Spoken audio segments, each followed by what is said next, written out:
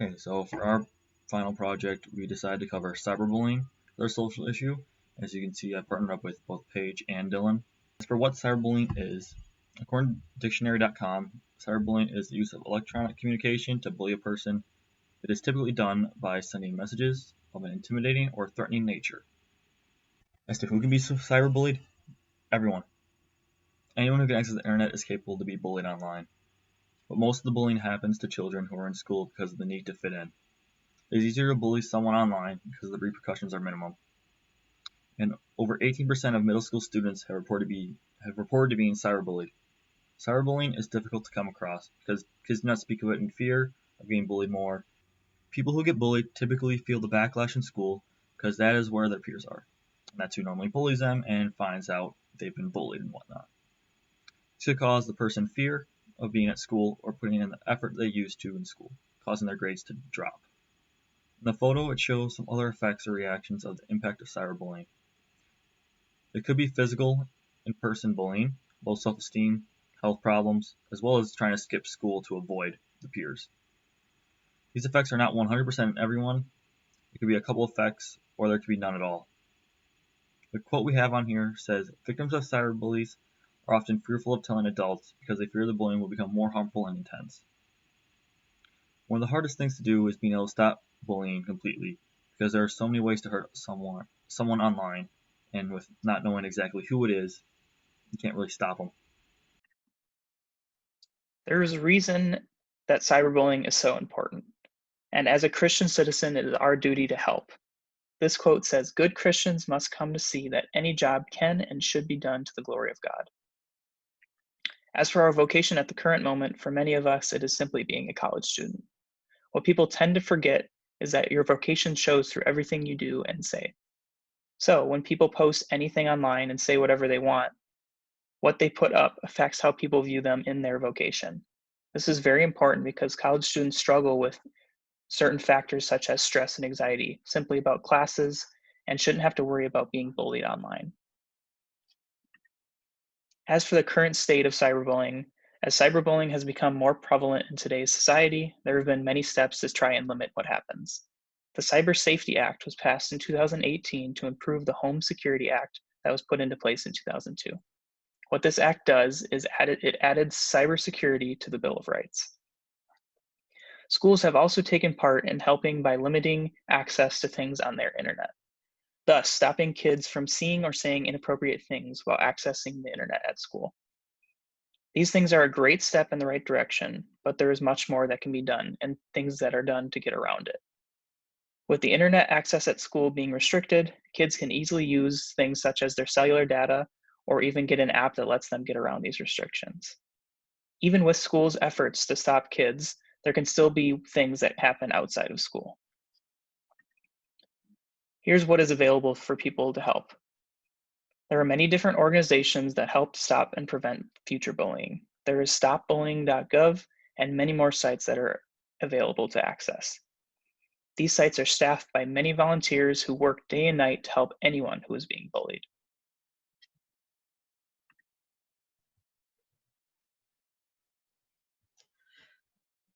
Making a difference. An easy way to stop bullying is to just be kind. This seems like an easy thing to do, but it can be hard at times. We all have emotions that tend to take control of our mind in some cases. The quote says, "The explanation for service derives from the belief that we are all children of God and that we are all in need." The end of this quote is something that people tend to forget. No one is living a perfect life. Everyone can use help in some way, and the easiest way to help is to just by being kind. If we all try our best to say something nice online or in person, we can make a difference in how we treat people in this world. The next quote says, "Whole school approaches also advocate for active and participatory learning and call for the entire school to be actively encouraged to work towards a school with sustainable development and global citizenship fully integrated into the curriculum as the driving factor. School districts are working hard to help improve the atmosphere in the school, but cannot do it alone. They need your help to keep it this way.